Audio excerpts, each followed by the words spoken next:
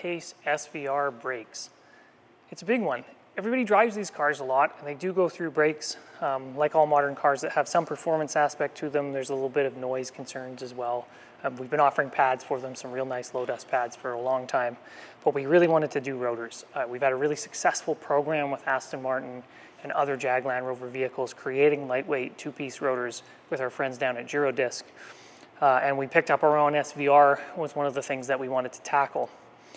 Presented a really unique problem for us. This is the OEM rotor right here. And there's a variety of ways that you can attach the center part here, which we call a hat in North America. They usually call it a bell in the UK, to the swept portion of the rotor out here. Conventionally, these are all just made from one solid casting, and then they're machined. In a two-piece application, you have a machined aluminum hat that's fastened to the swept iron portion of the rotor on the outside. And then there's some applications you might call co-cast. Aston Martin introduced these in the Vantage in around 2011, 2012, where they actually have an aluminum hat that has fingers that actually go into the casting and get cast into the iron portion of it. So it's kind of like getting the best of both worlds, but doing it in a more manufacturing efficient way if you're doing a super high volume.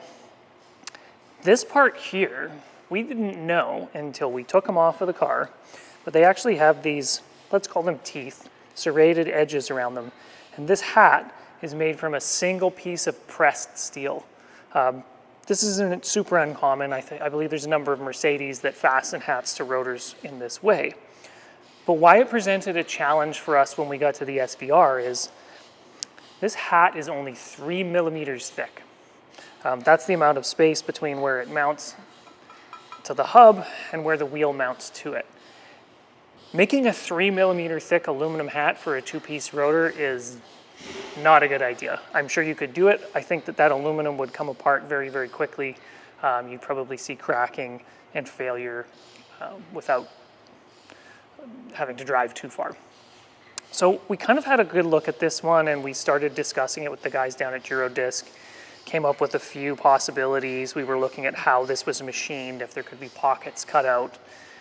And in the end, we kind of stumbled upon the fact that a lot of people actually want to put wheel spacers on their car, to push those wheels out a little bit closer to the fender, make it look a little bit more aggressive, especially if they're going to lower it.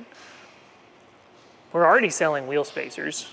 People want rotors. We have a hat thickness issue. Why not combine the two? I don't know if this has actually been done before. To be honest, I didn't really look that hard. I had a quick mess around on Google and I couldn't find anything equivalent. But what we have designed for the SVR is actually a combination rotor and wheel spacer. So on the back side of this, you'll see that it's like an adapter spacer. So it's hub centered on the back side here. There's a little female piece that sticks through on the other side to locate it on the wheel. So this part is very much like an adapter spacer that's hub centric. And then the back side of it, we've pressed in studs. So these are a very high quality MSI Motorsport stud. This is what you're going to attach your wheel to.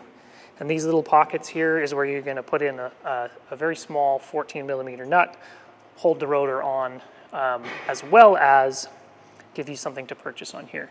So very interesting product. We weren't sure whether or not we would be able to achieve substantial weight savings in this instance. We were hopeful. Everything else that we've been able to do, we have. Because we were going thicker on the hat, we're adding material relative to this. We were hopeful that the fact that it was aluminum versus steel was going to offset some of the additional thickness.